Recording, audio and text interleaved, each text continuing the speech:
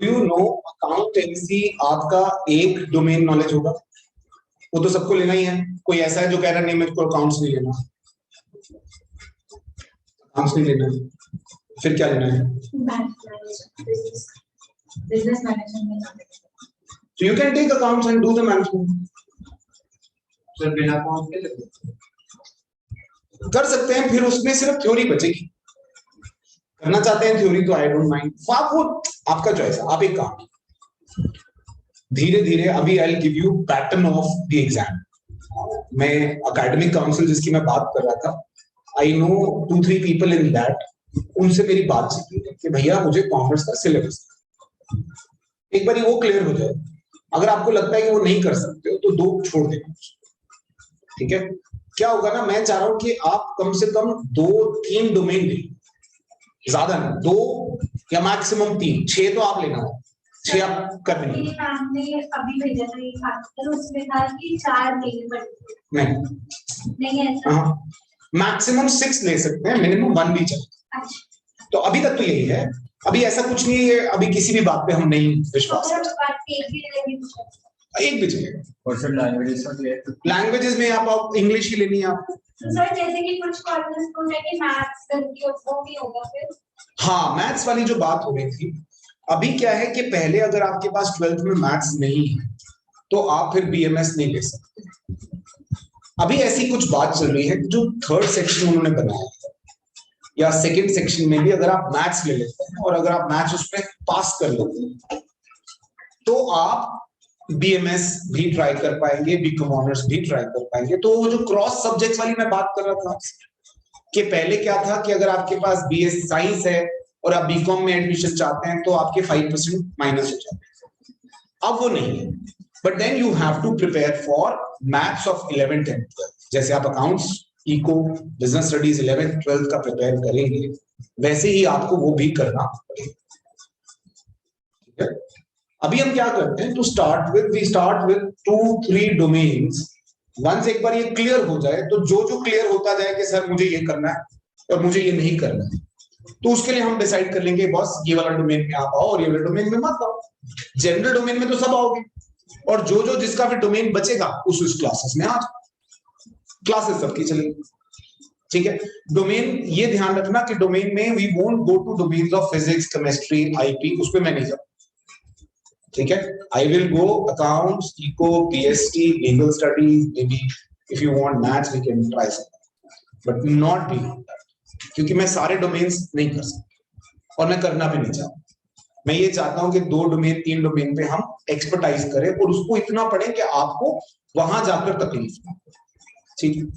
अच्छा, अब मेरा पहला सवाल है आपसे, अकाउंटेंसी दुनिया में शुरू किसने करी थी?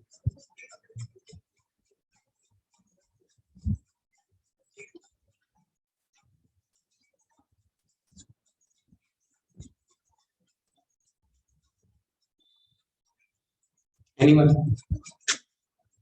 नहीं? कब शुरू हुई थी अकाउंटेंसी और किसने शुरू करी थी? अकाउंटेंसी था क्या उस वक्त, आपको मालूम है? अच्छा, एक बात आपको अच्छी बता, अकाउंटेंसी, अकाउंटिंग पूरे संसार में, in the whole world, we Indians started. हमसे पहले अकाउंटिंग किसी ने नहीं करी। जब ये शुरू हुई थी तो कौटिल्य जानते हैं? कौटिल्य नाम सुना? उन्होंने ये शुरू करी थी, जो चंद्रगुप्त के मिनिस्टर थे। चंद्रगुप्त भी आप जानते हैं। उन्होंने उस वक्त इस किताब को नाम दिया था अर्थशास्त्र। आज भी वो हिस्ट्री में रिकॉर्डेड है। तो अकाउंटेंसी वहां से शुरू हुई थी, आज से करीबन 23 सेंचुरीज पहले, करीबन 2-2.5 साल पहले वो उन्होंने शुरू करी एज अर्थशास्त्र, क्योंकि उनको भी अपने राज्य के, अपने स्टेट के हिसाब किताब को रखना। अब हिसाब किताब रखना है भाई, पैसा, मुद्राएं, वहां पर मुद्राएं इधर जा रही हैं, उधर जा रही हैं, खर्चा हो रहा है, आ रहा है, जा रहा है, तो उसको रखने के लिए जो उन्होंने किताब बनाई थी, दैट वाज नेम्ड एज अर्थशास्त्र। एक सवाल और जो आपको चुभेगा, अकाउंटेंसी आपने सुना है शायद, अकाउंटिंग भी सुना है, क्या दोनों सेम? दोनों में फर्क है? अगर फर्क है तो क्या फर्क है? मैंने कहा आपको कुछ सवाल चुभेंगे, आपको ये लगेगा कि हमने अकाउंटेंसी शायद पढ़ी नहीं, शायद ढंग से नहीं पढ़ी, और जो ढंग से नहीं पढ़ा वही करना है, समझ रहे हैं? तो अकाउंटेंसी और अकाउंटिंग में फर्क तो होता है।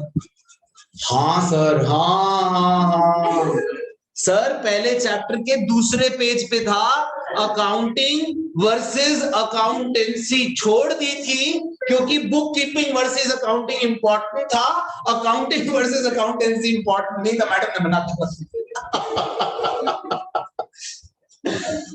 तो वो जो छूटा हुआ काम है ना, नाउ इट विल कम, वो अब आएगा। तो ऐसी बहुत सारी चीजें हैं जो उस वक्त हमने 11th-12th करते वक्त, वैसे तो मैं पूरी कोशिश करता हूं कि हम सारे कॉन्सेप्ट्स करें, मगर हम, आप भी भाई, आप जिस स्टेज पे हो, मैं भी आपकी जगह होऊंगा तो मैं छोड़ दूंगा, मैं कितना करूंगा यार, and I don't have only accountancy to do, I have ready other things to do, मैं कहां तक करूंगा? और मुझे ये भी पता है यार, मैं 11th का अकाउंट का पेपर दे रहा हूँ, सीए का थोड़ा दे रहा हूँ, तो फिर मैं छोड़ देता। तो अकाउंटिंग और अकाउंटेंसी में डिफरेंस क्या होता है? अकाउंटेंसी एक डिसिप्लिन है, एक सब्जेक्ट है जो चंद्रगुप्त जी ने बनाया, ठीक है? अकाउंटेंसी एक डिसिप्लिन है जो उन्होंने बनाया, एक सब्जेक्ट बनाया, उस सब्जेक्ट को करने वाले प्रोसेस को अकाउंटिंग कहते हैं, राइट? ये आर्टिकल है आपके सामने लिखा हुआ, ठीक है? ये आर्टिकल है, ये लिखा हुआ है, इसको जब लिखा जा रहा था तो ये राइटिंग हो रही थी, और जब लिख जा चुका है तो ये रिटर्न हो गया। तो जब हम कर रहे हैं तो अकाउंटिंग है, और जिसको कर रहे हैं वो अकाउंटेंसी। ठीक, एक सवाल हुआ, ऐसे मेरे 4-5 सवाल है, आपको हो सकता है परेशान। अच्छा, मैं कोई डिफिकल्ट सवाल नहीं पूछूंगा, अगर आपको लगे कि मैं बहुत मुश्किल सवाल ढूंढ के लाया हूं, मैं बड़े बेसिक से सवाल थोड़ी जलालत फील हो रही है, थोड़ी सी ना, इतनी तो हम रोज ही कराते हैं, हमें तो 2 साल से आदत हो गई है सर, आज आप कुछ नया थोड़ा कर रहे हो, कैरी ऑन सर। अच्छा, एक सवाल था, क्या financial accounting is the only accounting we do? हाँ, इससे पहले एक सवाल, जो हम अकाउंटिंग करते आ रहे हैं 11वीं-12वीं में, इस अकाउंटिंग का नाम क्या है? ये तो लड़की ने पिछले सवाल से निकाल लिया, जुगाड़ कर लिया कि ये फाइनेंशियल अकाउंटिंग होता है, वरना मेरे पास मैक्सिमम जगह जवाब आता है sir double entry book keeping, है ना? दिमाग में था ना, यहां तक आ गया था कि सर जो हम अकाउंटिंग कर रहे हैं वो डबल एंट्री बुक कीपिंग है सर। इसको हम फाइनेंशियल अकाउंटिंग कहते हैं। क्या एक फाइनेंशियल अकाउंटिंग ही है जिसको हम जानते हैं, अकाउंटिंग की और भी कुछ बुझाएं? नॉन फाइनेंशियल अकाउंटिंग और नॉन फाइनेंशियल अकाउंटिंग, जीरो, जिसमें फाइनेंस नहीं है उसमें अकाउंटिंग हो ही नहीं सकती, नॉन फाइनेंशियल अकाउंटिंग। वाह भाई वाह वाह।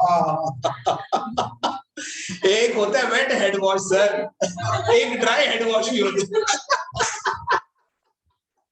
वो ड्राई हेड वॉश कैसे होता है? कैसे होता है? होता है ड्राई हेड वॉश, कभी आपने करा है बचपन से?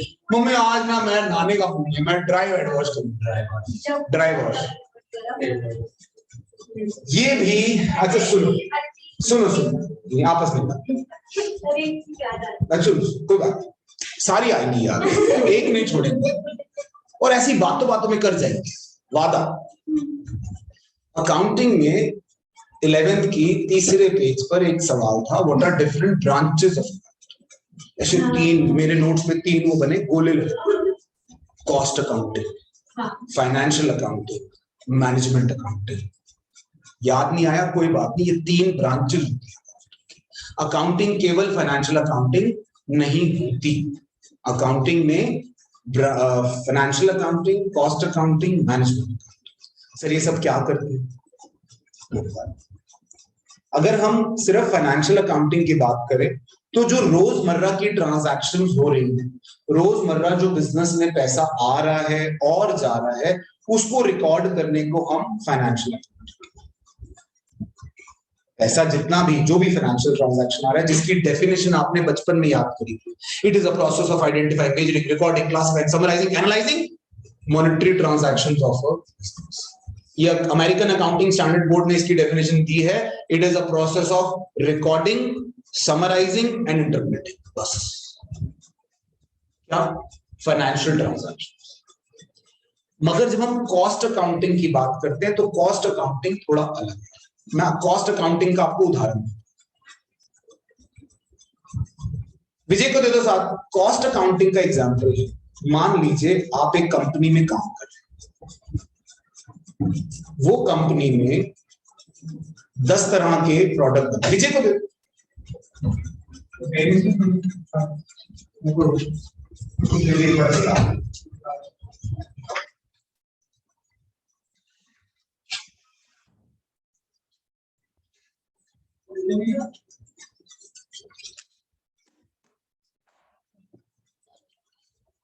मैंने क्या कहा, कॉस्ट अकाउंटिंग, जैसे for example Samsung is a company. अब सैमसंग जो है वो 10 तरह के मोबाइल फोन, एक ही फैक्ट्री में 10 तरह के मोबाइल फोन होते हैं, उसी बिल्डिंग में there are 10 different kinds of mobile phone which are being produced. वो एक मोबाइल फोन 1200 रुपए का बिकता है और एक मोबाइल फोन बिकता है 1 लाख रुपए का। अब 1 लाख रुपए के मोबाइल फोन में और 1200 में आपको तो फर्क समझ में आता है, लेकिन अगर मैं उसकी प्रोडक्शन की बात करूं, सुनना मेरी बात, एक तो टेक्नोलॉजी है, मान प्रोडक्शन में तो दोनों में अगर कॉस्ट देखी जाए तो प्लास्टिक लगे, एक में फाइन क्वालिटी प्लास्टिक है, एक में थोड़ा लो क्वालिटी प्लास्टिक, एक में स्क्रीन नहीं है, एक में स्क्रीन है। देखा जाए तो उसका हार्डवेयर तो इतना महंगा नहीं होगा कि एक 1200 में बिक जाए, 1 लाख रुपए का हार्डवेयर क्या होगा ऐसा हार्डवेयर में। अब दोनों ही मोबाइल फोन की कॉस्ट में आपने उस बिल्डिंग का हर खर्चा इंक्लूड किया है, वो बिजली, पानी, सैलरी, यहां तक कि जो बाहर गार्ड खड़े हैं उन्होंने जो चाय पी है सुबह और शाम, वो भी उस मोबाइल फोन की कॉस्ट में इंक्लूडेड है। जो आलिया भट्ट ने ऐड दी है उस फोन की, आलिया भट्ट जो अपने घर पैसे ले गई, वो भी उस फोन की कॉस्ट में इंक्लूडेड है। जब सारी कॉस्ट इंक्लूडेड है तो फिर एक 1200 को और एक 1 लाख, बात में फर्क है ना, हाँ या नहीं? तो एक की कॉस्ट कम और एक की कॉस्ट ज्यादा क्यों? ये जो काम करता है वो कौन करता है? Cost accountant. Cost accountant is responsible for maintaining the minimum of the cost for every process of production. किसी भी प्रोसेस ऑफ प्रोडक्शन की जो कॉस्टिंग हो रही है वो मिनिमम से मिनिमम रहे, ये काम रहता है कॉस्ट अकाउंटिंग का। सर मैनेजमेंट अकाउंटिंग क्या करता है? तीसरा अकाउंटिंग है management, financial accounting, cost accounting, management accounting. याद रहेगा, CFM याद रहेगा, CFM, हाँ CFM, CFM, करेक्ट। अब मैनेजमेंट अकाउंटिंग क्या करती है? कॉस्ट अकाउंटिंग और फाइनेंशियल अकाउंटिंग, कॉस्ट अकाउंटिंग और फाइनेंशियल अकाउंटिंग दोनों को यूज करते हुए मैनेजरियल डिसीजन लेना, उस मैनेजरियल डिसीजन में हेल्प करती है हमारी मैनेजमेंट। जैसे मैं उदाहरण देता हूं, आपके नींद चाय या मैं लोरी सुना दूं। शर्मा जी कैसे अटेंटिवली बैठे, घर में भी इतना अटेंटिव बच्चा देखा आपने कभी? मैंने आज तक नहीं देखा, आज पहली बार शर्मा जी को देखा। तो होल्ड करो यार, ये तो सुलाह मारेंगे। ओ नहीं भाई, भी टाइम है, क्या करें? 2:30 बजे क्लास है, आधा घंटा तक क्या? हाँ हाँ ब्रेक दूंगा पूरे 2 मिनट की। क्या बात कर रहे हो यार? तो मतलब मैं सारा दिन पढ़ाता हूँ, मैं गिर जाता हूँ? क्या आदत है? मैं जानवर हूँ? मुझे तुमने खच्चर समझा हुआ है? तो मार ढोलता रहे ढोलता। ये क्या बात है? तुझे आदत है? अंदर से बेटा, अंदर से जज्बा है ना, करना है। हाँ या नहीं? वो लाओ ना, वो ही तो लाना है मेरे बच्चे, वही लाना है इसके लिए, इस वाले पेपर के लिए वही लाना है। एक बार ये आ गया, यू कांट बी आउट। इसलिए सीए करना है। इससे मैंने 50 बार पूछा सीए क्यों करना है। अगर ये एक बार भी बोल देना कि मेरे को किसी ने कहा है सीए करने के लिए, मैं मना कर दूंगा कि नहीं कर, होएगा ही नहीं। सीए किसका होगा? जिसका अंदर से मन है मैंने चार्टर्ड अकाउंटेंट बनना है। तो ये जो पेपर्स होते हैं ना, जब एमबीए का पेपर आप देते हैं, कैट पेपर देते हैं, CAT is a very tough paper. CAT के बाद जब वो इंटरव्यू होता है, वो क्या देखते हैं कि यार आप वाकई मैनेजमेंट में काम कर सकते हो। आपने कैट दे दिया, आईएम में एडमिशन मिल गई। पता क्या करते हैं? पहले हफ्ते में, हफ्ता खत्म नहीं हुआ, संडे को पेपर हुआ। संडे को पेपर का शाम को मैसेज आएगा, टीचर का, प्रोफेसर का मैसेज आएगा कि सुबह 6 बजे पेपर, क्योंकि आईएम में सब वहीं रहते हैं ऑलमोस्ट। सुबह 6 बजे पेपर देना पड़ेगा। फिर क्या करेंगे? दिवाली आ रही है, पेपर है दिवाली वाले दिन, आप दोगे? 1 तारीख को सुबह पेपर है, 1 जनवरी को प्रेजेंटेशन है, 1 जनवरी को सुबह। वो क्यों करते हैं ये जानबूझ के? आप पैशन तो एक बात है ही, आप जब एक्चुअल में काम करने जाओगे मैनेजमेंट में, तो वहां ये छुट्टियां नहीं होती बॉस, वहां ये छुट्टियां नहीं होती। For example your airport manager, आप दिवाली पे घर रहोगे? कभी आपने देखा है पुलिस वालों को घर हैं? कभी आपने देखा है कि कोई हॉस्पिटल, बड़ा हॉस्पिटल है और वो हॉस्पिटल दिवाली पे बंद है? तो छुट्टियां नहीं होती है ना। कोई 5 स्टार होटल है, वो 5 स्टार होटल दिवाली बंद होता है, उल्टा ज्यादा काम होता है वहां। तो वो ये वहीं चेक करते हैं वहां। मैंने सुना है वहां से भी लोग भाग जाते हैं, आए पहुंचने के बाद इस अत्याचारों से भाग जाते हैं, उनसे सहन नहीं होता, उनसे बर्दाश्त नहीं होता। यू सीन 3 इडियट्स में एक बच्चा सुसाइड कर लेता है। कहां कितने, वो ये भी दिखाया कि वहां तक पहुंचना कितना मुश्किल है, बट स्टिल उसको इतना टॉर्चर किया गया कि तुझे ये प्रोजेक्ट सबमिट करना ही है। So the life is tough that way. अगर आपके अंदर पैशन है, फिर आपके लिए टफ नहीं।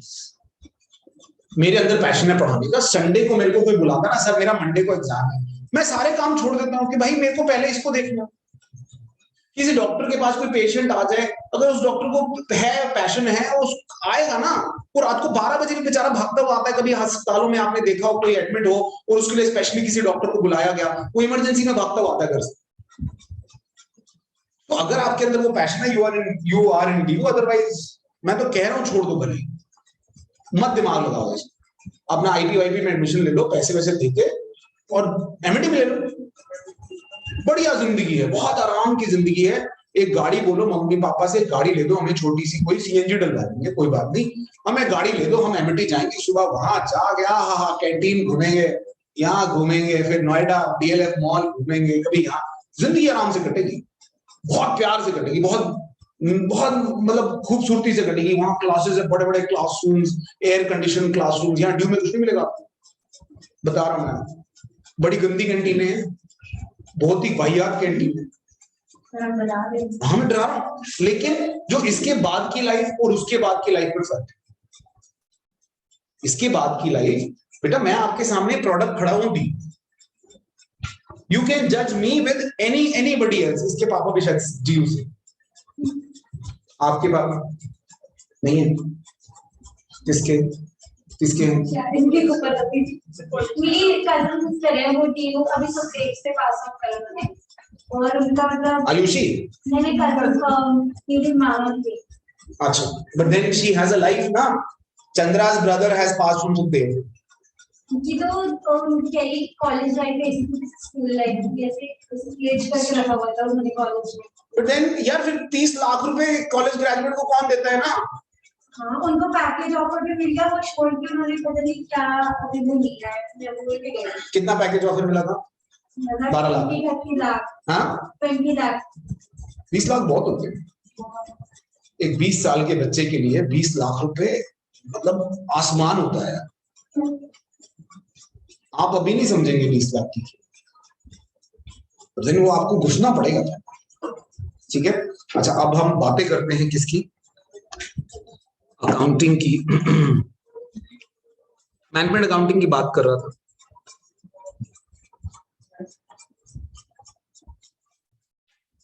कौटिल्य किंग चंद्रगुप्त मिनिस्टर, ठीक है, और then double entry, the principle of double entry system in 1494 in Venice in Italy.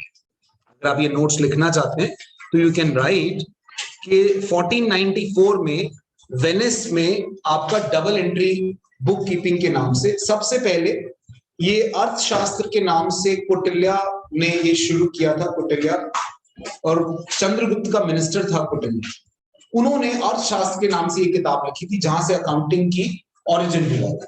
फिर 1494 में वेनिस में डबल एंट्री बुक कीपिंग का इन्वेंशन हुआ। डबल एंट्री बुक कीपिंग उससे पहले नहीं थी। डबल एंट्री बुक कीपिंग जिसमें आप आज डेबिट और क्रेडिट की भाषा जानते हैं। बेटा डेबिट और क्रेडिट की भाषा भी, ये वर्ड भी वहीं से बना है। ये वर्ड बेसिकली डेबिट और क्रेडिट नहीं है, इनको डेबिट क्रेडिट हमने बनाया है। इनका वर्ड ओरिजिनली था डेबेयर और क्रेडियर। डेबेयर और क्रेडियर होने की वजह से डेबिट में डीआर डॉट लगता है और क्रेडिट में सीआर डॉट लगता है। अदरवाइज डेबिट में तो डीआर है ही नहीं, तो डीआर डॉट क्यों लगता है? It is made of a word called debere and credere, जो वहां से चला। ठीक है, देन मीनिंग ऑफ अकाउंटिंग। अच्छा, मैं मैनेजमेंट अकाउंटिंग में 2 मिनट बात करूंगा, फिर उसके बाद अगले टॉपिक पे आएंगे। मैनेजमेंट अकाउंटिंग एक वो अकाउंटिंग कॉन्सेप्ट है जो आपको मैनेजरियल डिसीजन लेने में हेल्प करता है। जैसे उदाहरण के तौर पर आपको एक फैक्ट्री चला रहे हैं, अभी उसी मोबाइल फोन की फैक्ट्री चला रहे हैं। उस मोबाइल फोन के मालिक ने आपसे, आप क्योंकि फाइनेंस गाय हैं तो उसने आपसे एक सलाह मांगी है कि यार हम ये 5 मोबाइल में से एक ये वाला मॉडल बंद करना चाहते हैं क्योंकि ये लॉस है।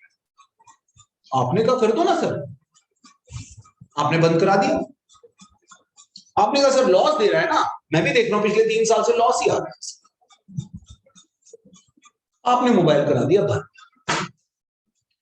वो लॉस अभी तक आ रहा है। मोबाइल बंद हो गया, वो लॉस अभी भी आ रहा है। ये क्या गड़बड़ है सर? जब मोबाइल जिससे लॉस आ रहा था वो मोबाइल बंद हो चुका है तो फिर क्यों लॉस आ रहा है? उसका एक कारण है, उस मोबाइल फोन से रिलेटेड जो वेरिएबल कॉस्ट थी वो तो आपने बंद कर दी। आप उसका रॉ मटेरियल नहीं ला रहे, आपने उसकी लेबर निकाल दी, आप उसके ऊपर एडवर्टाइजमेंट नहीं कर रहे हो, आप उसके ऊपर जो बिजली का बिल था वो नहीं लगा रहे। बट कुछ चीजें जो उससे एसोसिएटेड थी वो अभी भी है। जैसे कि पूरी बिल्डिंग में जिस जगह पर वो मोबाइल फोन बनता था वो जगह खाली हो गई, मगर मकान मालिक ने उसका किराया तो बंद नहीं किया, वो किराया तो अभी भी आ रहा है। वो मोबाइल फोन लॉस में होते हुए भी कुछ रुपए तो उसकी तरफ कंट्रीब्यूट कर रहा था, अब तो 0 कंट्रीब्यूशन। मोबाइल फोन लॉस में था लेकिन कुछ हिस्सा तो रिकवर हो रहा था। मान लो 8 रुपए का माल 6 रुपए में बिक रहा था, 2 रुपए का लॉस था, 6 रुपए तो आ रहे थे, है ना? अब वो 6 आने बंद हो गए। अब वो जो फिक्स कॉस्ट रेंट की है वो अभी भी खड़ी है जो आपको भरनी है, मोबाइल फोन है। और एक मशीन है जिसपे उस मोबाइल के अलावा दूसरे मोबाइल भी बनते थे, वो मोबाइल कंटिन्यू, तो मशीन बिक नहीं सकती। वो मशीन चल रही है लेकिन उस मशीन की उतनी कैपेसिटी अब खाली हो गई जिस कैपेसिटी पे वो मोबाइल बन गई, तो उस मशीन की फिक्स कॉस्ट है, उसकी डेप्रिसिएशन है, उसकी इंश्योरेंस है, वो खर्चे तो अभी भी खड़े हैं। तो आपने मालिक के कहने पर वो मोबाइल फोन बंद करा दिया और वो मोबाइल फोन बंद होने के बाद भी वो लॉसेस कंटिन्यू हो रहे हैं। जो ये काम करेगा that is called as management accounting. जो इस तरह के मैनेजरियल डिसीजंस में हेल्प करेगा उसको हम मैनेजमेंट अकाउंटिंग कहते हैं। इन मैनेजरियल डिसीजंस में आप कॉस्ट अकाउंटिंग भी यूज करते हो और फाइनेंशियल अकाउंटिंग भी यूज करते हो। फाइनेंशियल अकाउंटिंग ने आपको फाइनेंशियल लॉस बताया और कॉस्ट अकाउंटिंग ने आपको यह बताया कि अगर ये मोबाइल कंटिन्यू करते हैं तो कौन कौन सी कॉस्ट चलेगी, और अगर ये मोबाइल बंद कर देते हैं तब भी कौन कौन सी कॉस्ट चलेगी और कौन सी कॉस्ट बंद हो जाएगी। This is done by management accounting. आपको 3 ब्रांचेस क्लियर हो गई बेटा, फाइनेंशियल अकाउंटिंग जो आप कर रहे हो, कॉस्ट अकाउंटिंग और मैनेजमेंट। ठीक है, मैनेजमेंट, अगर वहां पर एक सवाल आता है which accounting uses other branches of accounting to take decision, management है ना. Which accounting records every day to day transaction, financials. Which accounting helps in the estimation of expenses, cost. Correct है. बुक कीपिंग और accounting में मैं ज्यादा time नहीं लूंगा. Book keeping जहां पर आप रोजमर्रा की ट्रांजैक्शन को रिकॉर्ड करते हैं, that is called book keeping. उसका एनालिसिस आप नहीं करते. उसका एनालिसिस किसमें होता है, अकाउंटिंग. आप फाइनेंशियल स्टेटमेंट्स नहीं बनाते. फाइनेंशियल स्टेटमेंट्स बुक कीपिंग में नहीं बनती हैं. वो आप सिर्फ जर्नल लेजर ट्रायल पर पहुंच के खत्म कर देते हो. उसके बाद उसकी फाइनेंशियल स्टेटमेंट्स और फाइनेंशियल स्टेटमेंट्स का analysis, that is a part of accounting. So accounting is a wider concept and bookkeeping is a smaller concept. Then we move on. Distinguish between accounting and accountancy. इसके बारे में मैंने अभी आपसे बात करी. Accounting is a process and accountancy is a discipline. English is a discipline. English speaking is a process. है ना. मेरे को English एक सब्जेक्ट है, मगर इंग्लिश बोलना उसको यूज करना है. तो अकाउंटेंसी एक सब्जेक्ट है और अकाउंटिंग उसको यूज करने को कहते हैं. देन नेचर ऑफ अकाउंटिंग, ये हमने पहले कभी नहीं पढ़ा. हमने कभी भी, we never did it. Nature of accounting, इसके आप नोट्स वाले पॉइंट्स वाइज लिखते रहिए. Accounting is a service activity. बेटा दो तरह की एक्टिविटीज होती है, एक मैन्युफैक्चरिंग और एक सर्विस. मालूम है अकाउंटिंग क्या है? Accounting is a service activity. इसको सर्विस एक्टिविटी को इस तरह से समझिए, एक ऑर्गेनाइजेशन है जिसमें 4 डिपार्टमेंट्स हैं. एक डिपार्टमेंट में जूते बनते हैं, एक डिपार्टमेंट में कपड़े, एक डिपार्टमेंट में एक्सेसरीज. ये तीनों कौन से डिपार्टमेंट हैं? प्रोड्यूसिंग. एक अकाउंटिंग डिपार्टमेंट है. ये कौन सा डिपार्टमेंट है? ये डिपार्टमेंट आपको सर्विस देता है. ये डिपार्टमेंट इन लोगों को सर्विस देता है. आप एक मॉल में चले जाइए, मॉल में सारे डिपार्टमेंट्स जो हैं वो कमाऊ डिपार्टमेंट आपको सामने दिख रहे हैं. अकाउंटिंग डिपार्टमेंट पीछे है हर मॉल का. वो अकाउंटिंग डिपार्टमेंट उन सबको सर्विसेज देता है. किसको कितनी सैलरी देनी है, किसने कितना रेवेन्यू, किसका कितना खर्चा, किसका कितना बिजली का बिल, किसका कितना मेंटेनेंस का खर्चा, ये सारा काम अकाउंटिंग डिपार्टमेंट करता है. सो accounting is basically a service activity, right, जो बाकी डिपार्टमेंट्स को सर्विस देता है. ये खुद कुछ मैन्युफैक्चरिंग नहीं करता. ये कोई अर्निंग डिपार्टमेंट नहीं है, ये कभी अर्न नहीं करता. अकाउंटिंग डिपार्टमेंट खुद कभी अर्न नहीं करता. ये जो अर्न करते हैं उनको फैसिलिटेट करता है, उनकी अर्निंग में फैसिलिटेट करता है. That's what accounting department does. Got it? Next is accounting as a profession. है ना? Accounting is not a business. Accounting is a profession. 3 आपने वो पढ़े हैं बचपन में, employment, profession and business. पढ़े हैं आपने, है ना? इकोनॉमिक्स में शुरू में पढ़े employment, business और profession. तो accounting business नहीं है, accounting employment नहीं है, accounting आपका profession. Bookkeeping is a employment. Book keeping employment होती है, मगर हम कई जगह अकाउंटेंट्स को भी एम्प्लॉय कर लेते हैं, तो वो अकाउंटिंग एम्प्लॉयमेंट बन जाती है, but naturally it is a professional. अगर आप एक अकाउंटेंट हैं तो आप एक प्रोफेशनल हैं. You can call yourself a professional, like a doctor, like a CA, like a lawyer, like a any other professor. So accounting is also a profession. Then accounting as a social force. ये social force क्यों है? Accounting जब शुरू में बना ना, तो accounting society के लिए, जब लोगों ने पैसा लगाया और लोगों का पैसा उसमें था, वो पैसा कहीं, अब जैसे मैं आपको एक उदाहरण देता हूं. आप लोगों ने मिलकर एक सोसाइटी बनाई. आपके स्कूल में भी सोसाइटीज होती होंगी. आप लोगों ने मिलकर एक सोसाइटी बनाई. वो सोसाइटी मिलकर कुछ पैसा इकट्ठा करती है. वो पैसा जो आप मिलकर इकट्ठा करते हैं, आप चाहते हैं वो पैसा एक आदमी रखे और उसका यूटिलाइजेशन ढंग से. आप उस पर विश्वास नहीं कर सकते, तो क्या होगा? वहां पर अकाउंटिंग आएगी और accounting will help the society in maintaining that particular account. So accounting is a social force.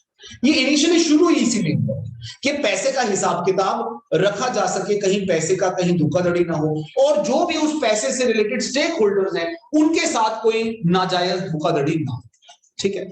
Then Accounting is a language. Language of what? Language of finance, language of business. Accounting किसकी language है? Accounting is a language of business. Am I right? हर किसी की अपनी अपनी language होती है. आपने देखा मैं किसकी बात करूं? हाँ, कंप्यूटर लैंग्वेज, जावा, C++, है ना? तो वो कंप्यूटर लैंग्वेज. So business की language accounts, है ना? Next is accounting is a science as well as art. Science क्यों है? ये आपको बताती है कि if this is the cause what will be the effect. अगर आज आपने इतना खर्चा किया है तो इस खर्चे का ultimately effect profit and loss account और बैलेंस शीट पर क्या पड़ेगा, ये आपको अकाउंटिंग बताती है. सो accounting is a science. Science क्या बताती है बेटा? Cause and effect. ये आपने देखा कि अगर आप खुले में जाएंगे, किसी इन्फेक्टेड आदमी के साथ खड़े होंगे तो आपको भी कोरोना हो सकता है. ये किसने बताया? साइंस ने. तो इसी तरह अकाउंटिंग में भी साइंस होती है जो आपको कॉज एंड इफेक्ट बताती है कि अगर आपने ये पर्टिकुलर ट्रांजैक्शन करी तो उसका अल्टीमेटली इफेक्ट क्या होगा. और आर्ट किसको कहते हैं? जिसको आप रेगुलर प्रैक्टिस करते रहिए तो आप उसमें माहिर हो जाते हैं, तो दैट इज एन आर्ट. तो हम रेगुलर प्रैक्टिस ही तो कर रहे हैं, हम इतने साल से क्या करें. सो वी हैव बिकम, अब जैसे इसके father he is a chartered accountant, तो वो अब वो रेगुलर प्रैक्टिस ही तो कर रहे हैं उसकी. रेगुलर प्रैक्टिस अकाउंटिंग की करते हैं तभी तो वो उसमें आर्टिस्ट हो गए. तभी तो वो आर्टिस्ट हो गए. कैसे? वो मारुति वाले कहते हैं यार इस बार ना हमने प्रॉफिट जो है कम दिखाना, टैक्स कम देना है, तो ही सच अ आर्टिस्ट. अच्छा कर देंगे.